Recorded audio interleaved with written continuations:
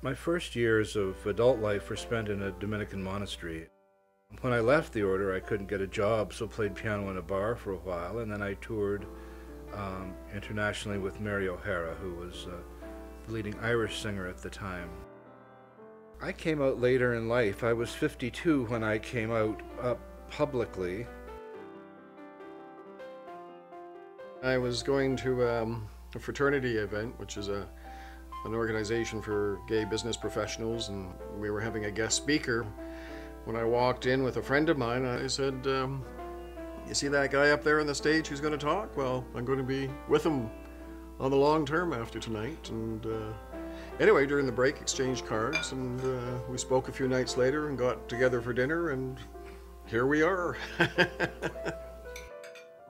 We got married in September 2 years ago. We decided to make it official, and as a result, feel like full citizens now.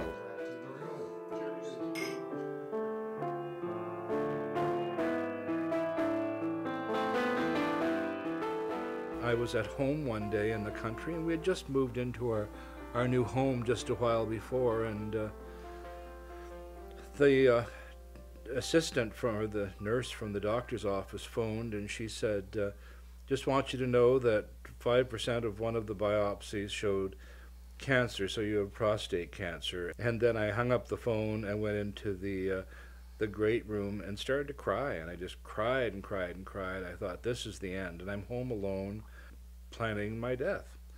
And I was sure that it was the end, and by the time the day was over and the night was over, because nights are always worse than the days, I'd had several funerals and had figured everything out, but I lived in a kind of terror. Ray received the news of the prostate cancer with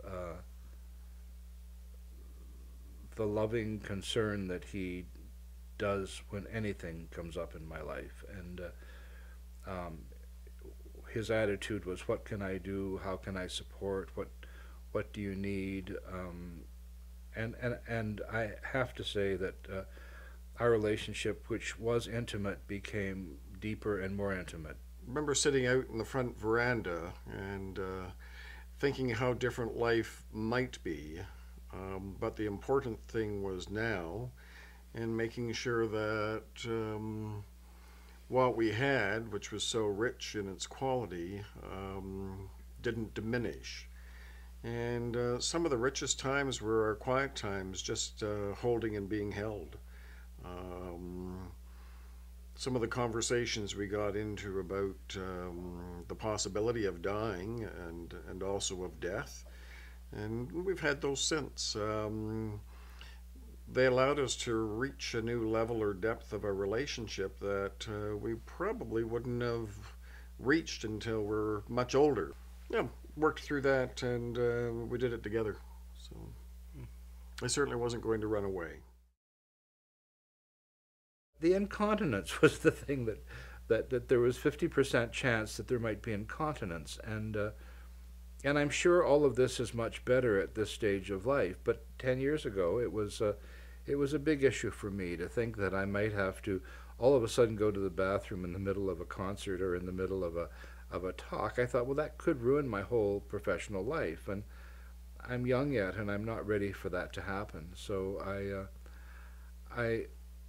I chose the radiation, and radiation would be 42 sessions over 42 days, 5 days a week.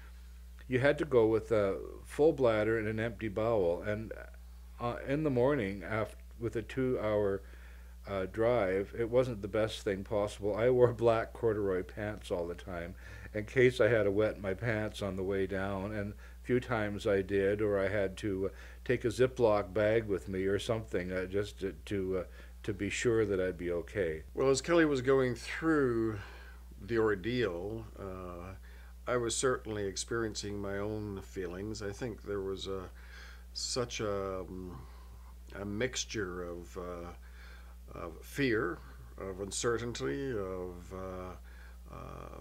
being unsure what to expect, getting into some of the thoughts that we'd prefer not to have about, was I going to be alone? Was this going to be really painful and really miserable?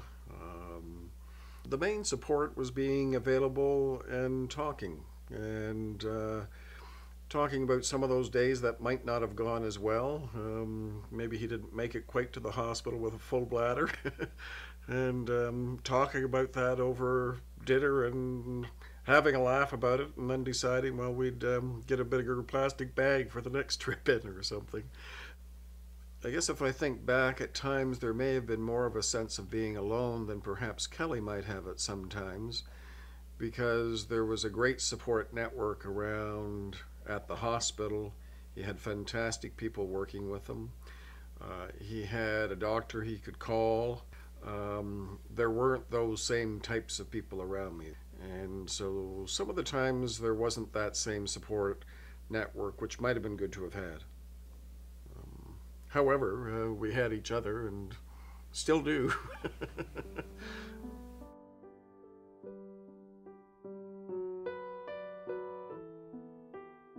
I worked as a flight attendant or in charge flight attendant for 39 years. So my life involved a lot of traveling. I was privileged that it was the job that I always wanted to do, so it was a career that I thoroughly enjoyed. I still miss it. I had a few partners. I've always said when I had a partner, I had a partner. There was no man in every port as such. But when I was single, I was single. Good time was had by all.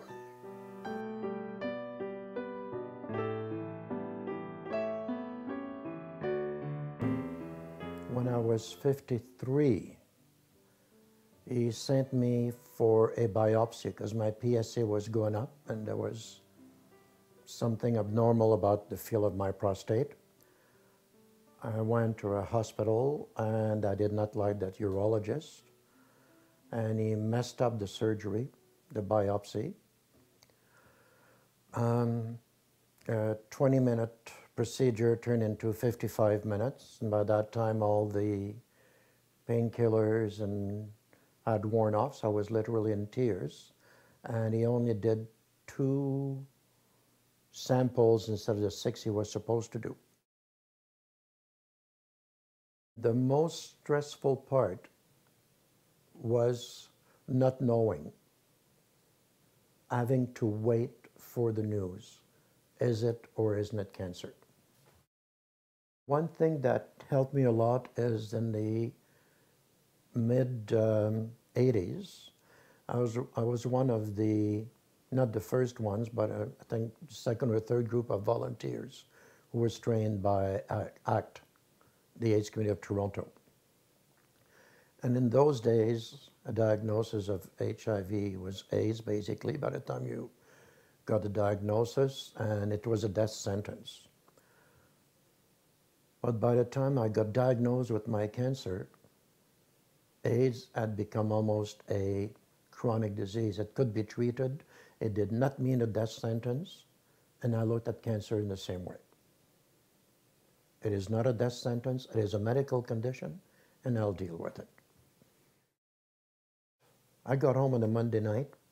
Tuesday, I called the Canadian Cancer Society to see if there was a group or any information about prostate cancer, and they referred me to Man to Man, which is an incredible organization here in Toronto. I called them, left a message, because it's all volunteers, and within 24 hours I had a return call, and it was so good to talk to the individual at the end of the line. His name was Morris. Gave me all the information that I wanted, could answer my questions, gave me a suggestion which I'm repeating to everybody. Write your questions down for your oncologist and write the answers down, or bring somebody with you who will write the answers down, because it's too much to absorb.